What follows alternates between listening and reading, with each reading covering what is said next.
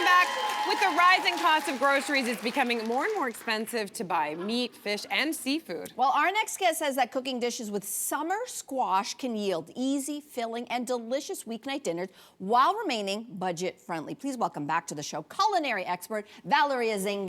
Welcome back, Valerie. Thank you. It smells amazing. I just got to ask the question, why do you love cooking with summer squash? So it is becoming expensive buying ingredients that are filling. However, cooking with summer squash and infusing it with ingredients like ricotta or even condiments like capers and chocolate can result in hearty and filling meals. And plus, I always encourage buying other squashes that aren't just green zucchini. Oh, okay. Okay, we love squashes, as we've established. Yes. So what are some other squashes that we might be less familiar with in terms of cooking? So you can start with zucchini blossoms, which are the edible flowers of the zucchini plant. You also have patty pan squash, which are these little cute squashes right here, super cute. You also have straight neck squash and kusa squash.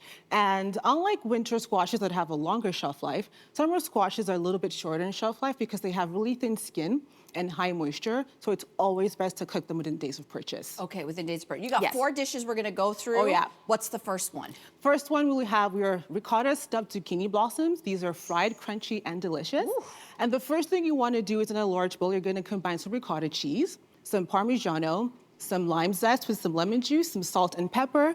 Mix that together, and then in a piping bag, you're gonna pipe your zucchini blossoms. Once you pinch them to close, dip them in a batter. The batter is a mixture of some flour, club soda, and baking powder. Fry them in some hot oil until it's nice and ready, and you can eat it on its own or with a dip. I have some remoulade you can also dip in there as well. So good. I would eat that for a meal. Can you see the whole thing for a meal? Like, just look at the inside of this. So there's like an art form to this, which is that you can see that you've stuffed that's it. so cute. But these are the actual zucchini blossoms That is the zucchini here. blossom, yes. So it seems like it would be really hard to stuff, like to get something inside that. How do you do it? It can be tricky, but 2 things. First of all, make sure your ricotta cheese is slightly warmed up, so that way it's not stiff in the piping bag. And also, just don't overfill it. So when you pinch the tips, it closes on its own. Can I eat these? You can eat everything. Okay, yeah, because Go it's so for good. it. It's just so good. That's why it's here. I'm not taking it back. Okay, yeah. Thank you. Thank you. Listen, everybody and their mother has air fryers these days. Could you just throw these guys in the air fryer? You absolutely can. Just make sure you grease the basket before you air fry so it doesn't stick. Okay, so good. Okay, so next up we have your take on meatballs. What can you tell us about them? So these are chili lime squash meatballs with a remoulade. Again, super simple, and they come together rather quickly. First things first, in a pan, you're gonna saute some onions. Add some garlic, then you're gonna add in some shredded carrots and some shredded yellow squash. Season with some chili powder, some salt and pepper. Cook that for a few minutes. Once that's done, you're going to then combine some eggs, right? So good, and it's very tender, almost like a dumpling with a nice crisp around it. This is amazing. Oh, it's so glad you enjoy it. Okay, so you cook this with a steam basket? You can steam it. If you Okay. don't have a steam basket, you can also poach it in some hot water in a pot. Oh my gosh. What else is in this? Like, what are the ingredients? Yeah, absolutely. So you have some eggs in there, some mayonnaise. You also have some lime juice and zest, a little bit more salt and pepper. So when you combine it together, you form them into balls before you steam them or poach them. So good. Okay, up next we have something called baked ziti. Yes. What is that? It's basically a spin on Vans ziti, in but the a audience. little vegetarian spin with some squash for summer. Yeah, really good. Start things off. You want to roast your squash to pull out the moisture. So you're going to roast your squash by placing the sliced squash on a sheet pan, and you're going to roast it in the oven. Once that's done, in a pan, you're going to combine again some onions and some carrots, and some garlic. Then you're going to add in your tofu and cook that for a few minutes. Then you're going to add in your tomato sauce, seasoned generously with salt and pepper, some green herbs. Once that's done, you're going to layer your casserole dish. You're going to start with your tofu tomato sauce, and then you're going to add your patty pan squash and your green squash. Layer that, and then you have, of course, the best part, your 3 cheeses, which will be your mozzarella, Parmigiano, and ricotta. Bake that in the oven until it's melted, and boom.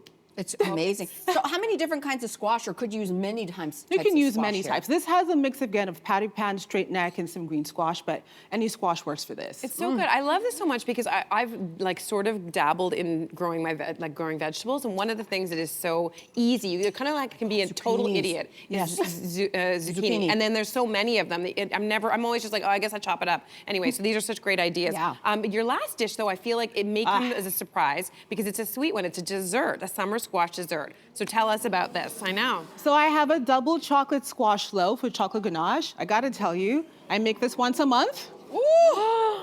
I have some squash in my freezer just for that, because it is that addicting, and it's also flour-free. So to start things off, you're gonna add some grated squash. Yeah, right? Oh, yeah. Grated squash in a large bowl, and then you're gonna add your almond butter, some salt, and some eggs. Whisk that together with a little bit of honey. Then you're gonna sift in some coconut flour, your baking powder, baking soda for leavening. And then you're gonna whisk that, pour that in a prepared loaf pan. You're also gonna mix in your cocoa powder.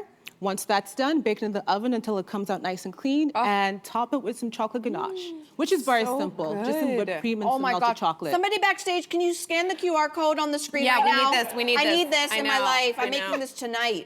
But you say you have to really prepare the zucchini for this. Yes, you do. So I recommend you put the grated zucchini in a cheesecloth or a paper towel, and you want to squeeze out the moisture because that moisture can make your batter runny, delay the cooking time. Who wants a soggy cake? No one likes that. Yeah, no one loves that. Okay. Can I ask a quick question Of course. about the freezing of the zucchini? When you freeze a zucchini, I didn't know you could even do that. Yes. Are you freezing it just like this, or are you chopping it up first? You should chop it up. Okay. Because then it's going to wither. So you want to chop it up, freeze it in freezer bags. It Okay. can last for at least a year in your freezer. What? Yeah. Hot tip, guys. This Hot is why I tip. make this every month. It's so good. Oh my God, so good.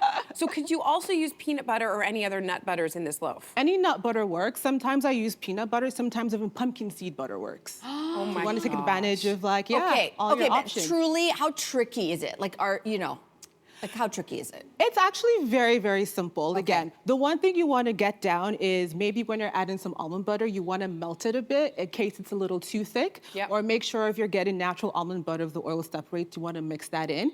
But with regards to the squash, it's actually very simple. And again, you can use any squash for this. Just make sure you strain it each time you grate it. Again, Okay. for the record, you don't taste the squash. Not at all. You At don't all. taste the squash, but Kids squash will is be also, fooled. Kids it's will also be fooled. naturally sweet. That's why squashes work well in desserts. It's really sweet. sweet. It's naturally sweet. It's just, yes, it's a vegetable, so you can go, but it's actually quite sweet. So Parents good. love this. Yes. Valerie, mind's blown. Thank you. Thank you.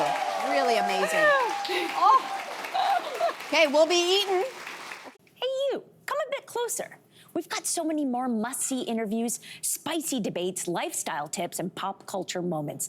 So subscribe to our channel by tapping the logo below and don't miss out.